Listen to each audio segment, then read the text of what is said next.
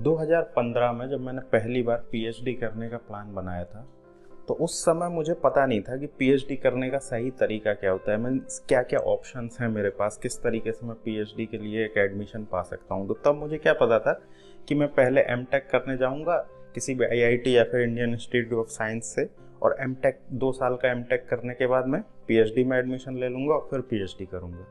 लेकिन लकीली उस समय मेरा एक फ्रेंड था जो कि आईआईएससी में पीएचडी कर रहा था, और वो डायरेक्टली बीटेक के बाद पीएचडी करने आया था। तो उससे मेरे को पता चला कि एमटेक करने की ज़रूरत है ही नहीं। अगर आपका अल्टीमेट एम पीएचडी करना ही है तो आपके लिए कंपलसरी है ही नहीं कि आप पहले एमटेक करो। तो दोस्तों, इस वीडियो में मैं आपको यही समझाऊंगा कि अगर आप आईआईएससी या फिर किसी आईआईटी में पीएचडी करने का सोच रहे हो और आप एकदम प्लान बना चुके हो कि आपको पीएचडी ही करनी है, तो फिर क्या क्या ऑप्शंस हैं, आप किस किस तरीके से इन इंस्टीट्यूट्स में एडमिशन पा सकते हो।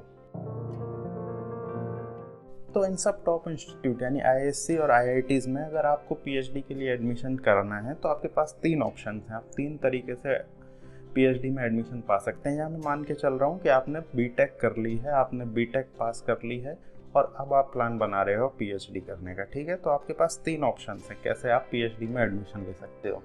तो सबसे पहला ऑप्शन क्या है? सबसे पहला ऑप्शन तो सिंपल है कि आप पहले बीटेक के बाद एमटेक में एडमिशन लीजिए। एमटेक 2 साल का एमटेक करिए, 2 साल का एमटेक करने के बाद आप पीएचडी में एडमिशन लीजिए। तो ये सबसे नॉर्मल तरीका है, जो सबसे कॉमन तरीका है पीएचडी में एडमिशन लेने का। और इस तरीके के कुछ फ़ायदे भी हैं, कुछ नुकसान भी हैं। फ़ायदे क्या हैं कि आप जब गेट लिखोगे, आपको एमटेक करने के लिए गेट का एग्ज़ाम देना पड़ेगा, तो आपको कंपैरेटिवली गेट में बहुत ज़्यादा स्कोर नहीं लाना पड़ेगा एमटेक में एडमिशन लेने के लिए, और आपको किसी भी ठीक ठाक आईआईटी में, अच्छे आईआईटी में आपको ईजिली एमटेक में एडमिशन मिल जाता है। मीन्स कंपेयर करें अगर आप बीटेक से, बीटेक में जो आईआईटीज़ में एडमिशन लेना जो इतना ज़्यादा डिफ़िकल्ट माना जाता है, उसके कंपैरिजन में एमटेक में एडमिशन लेना गेट के थ्रू इतना ज़्यादा डिफ़िकल्ट नहीं होता है, क्योंकि काफ़ी ज़्यादा लोग जॉब में जा चुके होते हैं, एमबीए करने जा चुके होते हैं, अलग अलग जगह जा चुके होते हैं। तो अगर आप एक ठीक ठाक स्कोर अराउंड 500 के अराउंड भी स्कोर लेके आते हैं, तो आप मान के चल सकते हो कि आपको एमटेक में एडमिशन मिल जाएगा किसी भी आईआईटी में। तो एक तो ये बहुत अच्छा फ़ायदा है कि आपको ईजिली एडमिशन मिल जाएगा। इसके अलावा क्या फ़ायदा है कि जो सेकंड फ़ायदा है एमटेक करने, वो ये है कि मोस्ट ऑफ द टाइम क्या होता है कि हमको बीटेक में रिसर्च का कुछ एक्सपीरियंस ही नहीं मिलता है। काफ़ी सारे इंस्टीट्यूट में रिसर्च पर इतना ज़्यादा ध्यान नहीं दिया जाता बीटेक के टाइम। तो एमटेक एक अच्छा, आपको 2 साल एक अच्छा एक्सपीरियंस मिलता है ये देखने के लिए कि आपको सच में रिसर्च करने में इंटरेस्ट है कि नहीं, और अगर आपको रिसर्च करने में इंटरेस्ट है तो आप उसमें आगे बढ़ सकते हो। और इसके अलावा जो तीसरा सबसे बड़ा फ़ायदा है वो ये है कि एमटेक अगर आप किसी अच्छे इंस्टीट्यूट, मान लीजिए आपने बीटेक भले ही किसी ठीक ठाक इंस्टीट्यूट से की है, लेकिन आप एमटेक करने के लिए किसी अच्छे आईआईटी या फिर आईआईएससी में आ सकते हो, जो कि कंपैरेटिवली काफ़ी ईजी होगा एडमिशन लेना। और क्योंकि आप अच्छे इंस्टीट्यूट में एक बार आ गए, तो अब आपको आगे की स्टडी करने के लिए, मान लीजिए आपको पीएचडी करने का आपका मन है इंडिया के बाहर जाके करने का, तो आपको पीएचडी करना इंडिया के बाहर जाके करना बहुत ज़्यादा सिंपल हो जाएगा अगर आप आईआईटी या फिर आईआईएससी से एमटेक करते हो और वहाँ पर अच्छे मार्क्स लेके आते हो अपने एमटेक में। अगर आप ठीक ठाक सीजीपीए लेके आते हो तो आपको इंडिया के बाहर जाके पीएचडी करना काफ़ी ज़्यादा इजी हो जाएगा, क्योंकि आपकी अच्छे फैकल्टी के साथ जो है आपको वहाँ पे कॉन्टैक्ट्स बन जाएंगे, आपको रेफरेंस देने के लिए अच्छे फैकल्टीज़ मिल जाएंगे, और उसके बाद आपको पता भी चल जाएगा कि इंडिया के बाहर जाके पीएचडी की कैसे जाती है, किस तरीके से क्या क्या प्रोसीजर होता है, किस किस इंस्टीट्यूट में आप अप्लाई कर सकते हो। तो इसलिए अगर आप किसी अच्छे इंस्टीट्यूट से एमटेक करते हो तो ये सबसे बड़ा जो फ़ायदा है वो ये है कि आपको इंडिया के बाहर जाके पीएचडी करने का बहुत अच्छा ऑप्शन मिल सकता है।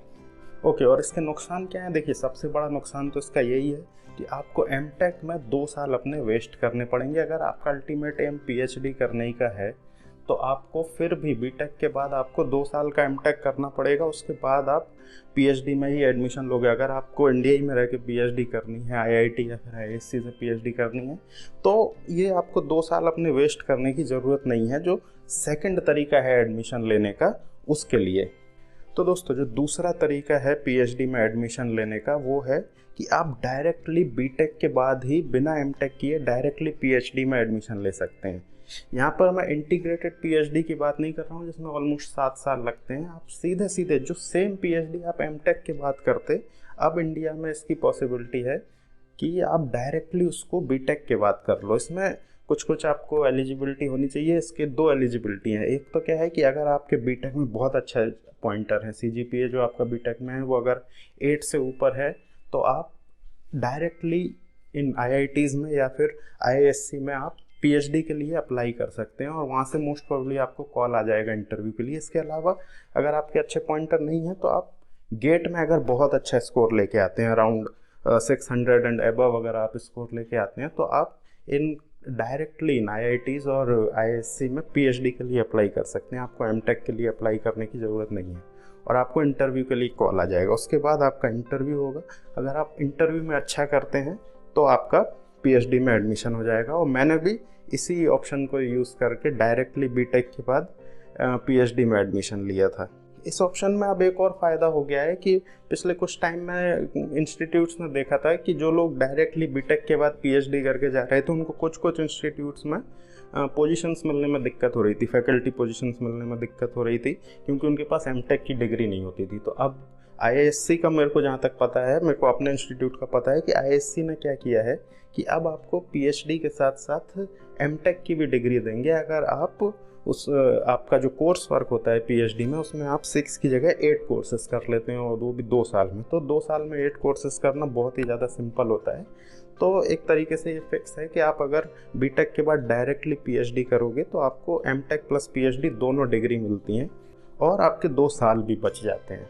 और भी क्या फ़ायदा है कि आपका जो स्टाइपेंड होता है वो भी आपको बराबर ही मिलता है, भले ही आप एमटेक करके आएँ या फिर आप बीटेक करके आएँ। आपको शुरू के 2 साल में 31,000 रुपये यानी कि 31,000 रुपीज़ मिलेंगे। उसके बाद के जो 3 साल हैं उसमें आपको 35,000 रुपीज़ मिलता है। तो ये फिक्स है, आप चाहे बीटेक करके आएँ चाहे एमटेक करके आएँ, इसलिए आपको एमटेक में अपने 2 साल वेस्ट करने की ज़रूरत नहीं है। इसके अलावा जो टाइम है पीएचडी करने का, आप भले ही एमटेक करके आओगे या बीटेक करके आओगे, आपको ऑलमोस्ट 5 ईयर्स ही लगने हैं। मतलब कहने को बोला जाता है कि एमटेक वालों को 4.5 साल में पीएचडी ख़त्म करनी है, बीटेक वालों को 5 साल में पीएचडी ख़त्म करनी है, लेकिन ऐसा एक्चुअली में होता नहीं है। एटलीस्ट मैंने अपने यहाँ तो देखा ही है कि मोस्टली सब लोगों का जो टाइम लिमिट है वो भले ही चाहे एमटेक के हो या बीटेक के, उनको 5 साल ऑलमोस्ट 5 साल लग ही जाते हैं। तो इसलिए जो एमटेक में वो टाइम अपना दिए हैं वो एक तरीके से पूरा वेस्ट हो जाता है, क्योंकि एमटेक में मोस्टली होता क्या है कि आप किसी और गाइड के साथ किसी और चीज़ पर काम कर रहे थे।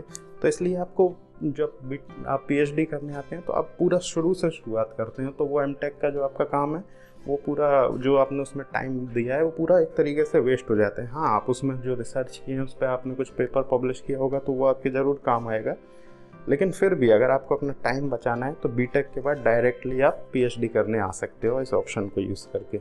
और दोस्तों जो तीसरा सबसे अच्छा ऑप्शन है वो है, इंडिया में अब नई शुरू हुई है पिछले 2-3 साल से, PMRF, prime minister research fellowship. ये जो है ये सबसे बेस्ट तरीका है। अगर आपको इंडिया में रह के पीएचडी करना है तो ये बहुत ही ज़्यादा बेस्ट तरीका है। इसमें है क्या, ये एक अलग से एक इंडियन गवर्नमेंट ने एक फेलोशिप शुरू की है जिसमें इंडिया के टॉप इंस्टीट्यूट्स में अगर आप पीएचडी करते हो इस फेलोशिप को यूज़ करके तो आप कर सकते हो। इसमें क्या है कि आपको शुरू के 2 साल 70,000 रुपीज़ मिलेंगे पर मंथ, 3rd ईयर में आपको 75,000 रुपीज़ मिलेंगे और 4th एंड 5th ईयर में आपको 80,000 रुपीज़ मिलेगा। और इसके एडिशनली आपको हर साल अपने रिसर्च पर खर्च करने के लिए 2 लाख रुपए और मिलता है। इसको आप अपने इंटरनेशनल कॉन्फ्रेंस को अटेंड करने के लिए यूज़ कर सकते हो, लैपटॉप खरीदने के लिए यूज़ कर सकते हो, जो भी आपको रिसर्च से रिलेटेड आपको खर्च करना है उसके लिए वो एडिशनल 2 लाख रुपए और आपको मिलेगा। तो आप समझ रहे हैं, आपको इंस्टीट्यूट में जहाँ पर बाकी सब जो बच्चे आते हैं जिनको 30,000 35,000 रुपये मिलता है, उनके कंपैरिजन में अगर आप PMRF के थ्रू आएंगे तो आपको 70,000 और 80,000 रुपीज़ मिलेंगे। ये बहुत ही ज़्यादा है, क्योंकि इंस्टीट्यूट में अगर आप रहते हैं, हॉस्टल में रहते हैं, मेस में खाते हैं तो आपका खर्चा ना के बराबर होता है। तो यानी कि अगर आपको इंस्टीट्यूट में रह के 30,000 35,000 रुपीज़ मिल रहे हैं तो वो ऑलमोस्ट, अगर आप बाहर, जैसे कि अगर आप बेंगलोर में बाहर जॉब कर रहे हैं तो ऑलमोस्ट 50,000 to 60,000 रुपीज़ के बराबर होता है, क्योंकि आपके इंस्टीट्यूट में खर्चा कुछ भी नहीं होता है। तो अगर आपको इंस्टीट्यूट में रह के ही 70 और 80,000 रुपीज़ मिलेगा तो ये बहुत ही ज़्यादा अच्छा है। आपको जो पीएचडी लाइफ 5 साल आप करेंगे उसके लिए आप बहुत ज़्यादा आपको ये पैसा मिलेगा इंडियन गवर्नमेंट की तरफ से अगर आप PMRF के थ्रू एडमिशन लेते हैं। तो दोस्तों PMRF का भी सेम प्रोसीजर है। अगर आपको PMRF के लिए अप्लाई करना है तो इसके लिए भी आप या तो एमटेक होने चाहिए या फिर आप डायरेक्टली बीटेक के बाद भी अप्लाई कर सकते हैं। आपके बीटेक में अच्छे पॉइंटर होने चाहिए, मोर देन 8 पॉइंटर अगर आपके बीटेक में हैं तो आप PMRF के लिए अप्लाई कर सकते हैं। या फिर अगर आपके 8 पॉइंटर नहीं भी हैं तो क्या है, आप गेट का एग्ज़ाम दीजिए। और गेट में अगर आप मोर देन 650 स्कोर करते हैं, आपका जो गेट स्कोर है वो 650 एंड अबव होता है, तो आप PMRF के लिए अप्लाई कर सकते हैं। उसके बाद आपको PMRF के थ्रू आपको इंटरव्यू के लिए कॉल आएगा, फिर आपका इंटरव्यू होगा और अगर आप क्वालिफाई कर जाते हैं तो आपको ये फेलोशिप मिल जाएगी। आपको ये फेलोशिप मिल गई, फिर आप किसी भी IIT या AIC में PhD के लिए एडमिशन के लिए अप्लाई कर सकते हैं। और आपको जब वहाँ एडमिशन मिल जाएगा तो ये फेलोशिप आपकी चालू हो जाएगी। और इसमें आपको इंस्टीट्यूट पे नहीं करेगा, आपको इस फेलोशिप के थ्रू पैसा आएगा। मीन्स आपको आएगा इंस्टीट्यूट के थ्रू, लेकिन जो इंस्टीट्यूट फेलोशिप होती है आप वो नहीं लोगे, आप PMRF के थ्रू काम करोगे। तो दोस्तों, आई होप कि आपको मेरा ये वीडियो अच्छा लगा है। अगर आपको ये वीडियो अच्छा लगा है तो प्लीज़ इसको लाइक करिए, कमेंट में लिख के बताइए अगर आपको कुछ और भी जानना है PhD से रिलेटेड एडमिशन के लिए, और मेरे इस चैनल को सब्सक्राइब करिए। Thank you.